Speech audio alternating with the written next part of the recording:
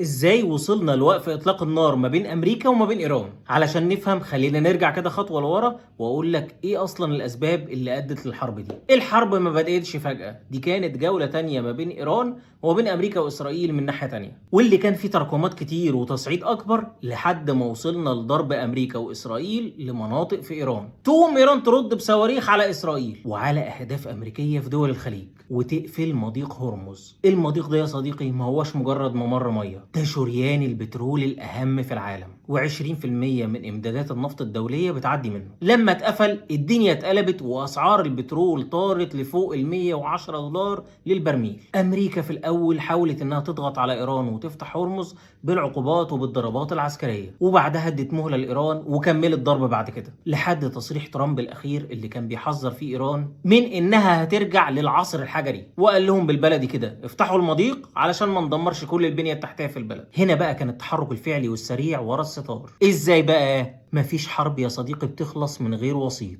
المرة دي الوسيط كان باكستان ومصر وتركيا. مصر كان ليها دور كبير في وقف اطلاق النار. باراك رفيد ده مراسل في موقع اكسيوس قال ايه بقى الراجل ده؟ قال ان مصر وباكستان وتركيا هم اللي كانوا ورا الكواليس لحد ما وصلنا للهدنه دي والمفاوضات اللي كانت بتحصل في باكستان. هقول لك انا بقى من قلب باكستان نفسها، رئيس وزراء باكستان بيشكر مصر وتركيا والصين والسعودية وقطر على دورهم في الوساطة لوقف الحرب. يعني دور مصر كان ايه بالظبط؟ اقول لك ان صحيفة وول ستريت جورنال، ودي صحيفة بريطانية، قالت ان مصر كان ليها دور كبير في الاتصال مع الحرس الثوري الايراني، وكمان ليها قنوات اتصال مع الرئيس الايراني مسعود بزشكيان. ما اقدرش اقول لك ان مصر كانت بتقود المفاوضات، بس دورها كان مؤثر جدا مع باكستان وتركيا علشان نوصل للهدنة. وكالة بلومبرج بتقول في تقرير ليها ان قبل المهلة الاخيرة اللي اقرها ترامب كان مصر وباكستان هم اللي بيقودوا التفاوض وليهم دور كبير للوصول للهدنة. على فكرة علشان تتفاوض وتتوسط ما بين ايران وما بين امريكا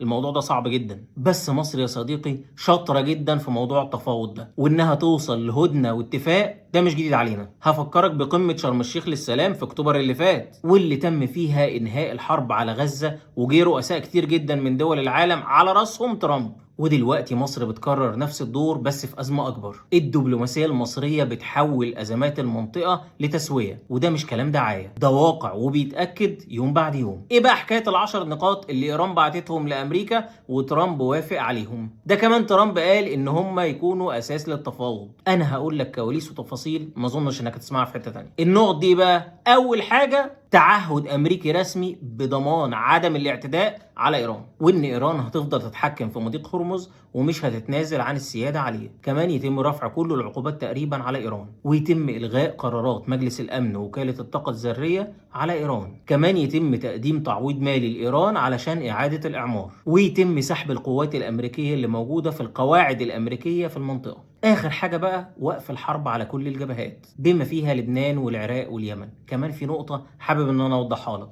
ايران هتاخد 2 مليون دولار رسوم عبور على كل سفينه تعدي من مضيق هرمز. ال 2 مليون دول هيتم تقسيمهم ما بين ايران وما بين سلطنه عمان. الحصه بتاعت ايران دي هي اللي هتكون لاعاده الاعمار. كل ده حصل وتم الكشف عنه في تقرير خطير لصحيفه وول ستريت جورنال البريطانيه. انا عارف ايه اللي بيدور في دماغك دلوقتي، ان شكل البنود كده كلها في صالح ايران وان ده مش اتفاق، ده انهيار واستسلام امريكي. استنى بس كده، الصوره ما هياش بالبساطه دي. ترامب بيعلن ان التفاوض تم على 15 نقطه، والنقط ال10 بتوع ايران اللي تم الاعلان عنهم ما هماش هم اساس التفاوض. بس خليني استعرض كده معاك ايه اللي حصل ومين الكسبان ومين الخسران طول مده العمليات اللي شغاله من يوم 28 فبراير اللي فات. اوراق الضغط الامريكي قصاد اوراق الضغط الايراني. من الاخر امريكا عدمت ايران العافيه. الاف الطلعات الجويه والاف الصواريخ نزلت على المواقع العسكريه الايرانيه، وتم استهداف اغلب مناطق ومواقع الدفاع الجوي الايراني، ووصل الموضوع لضرب كباري ومنشآت مدنيه. بس امريكا خسرت كتير جدا اقتصاديا. سعر البنزين في امريكا وصل لاعلى معدل ليه من سنين، 4 دولار للجالون الواحد. طيب على الناحيه الثانيه ايران بقى، ايران تمكنت انها توقع طيارات امريكيه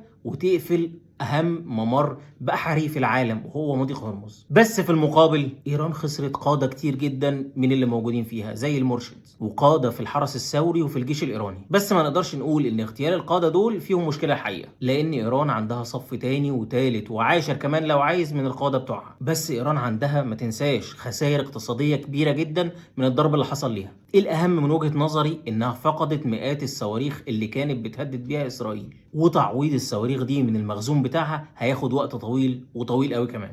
بس من ناحية تانية اجبرت اقوى قوة في العالم علشان تتفاوض بشروطها هي. يعني ترامب مثلا بيقول انه بيناقش مطالب ايران، يبقى مين كسب ومين خسر؟ احسبها انت وقول لي. حد يسالني بقى ويقول لي طب ايه موقف اسرائيل؟ اسرائيل دي دايما هي الشريك المخالف في كل حاجة. يعني هي ببساطة العقدة اللي في المعادلة ما بين امريكا وما بين ايران. هي وافقت على وقف اطلاق النار فعلا مع ايران، بس في نفس الوقت بنيامين نتنياهو رئيس الوزراء بيتهرب وبيقول ان الاتفاق ده ما بيشملش لبنان، وضربات مستمرة على لبنان وبالأخص حزب الله. نيجي بقى للسؤال اللي بيدور في دماغنا كلنا، تأثير وقف إطلاق النار والهدنة دي على أسعار البترول وأسعار المنتجات وكل السلع. عارف أول حاجة اتحركت فعلا ونزل سعرها أول ما الاتفاق ده اتعلن؟ أسعار البترول نزلت أكتر من 4%، ووصلت لأول مرة أقل من $100 للبرميل، في حين إن كل المؤشرات كانت بتقول إن برميل البترول هيوصل ل $200. الهدنة دي معناها إن البترول والغاز هيرجعوا عدوا تاني من المضيق ويروحوا بقى اوروبا ويروحوا الصين ويروحوا كل دول العالم، ودول الخليج تعرف تصدر تاني بترول بتاعها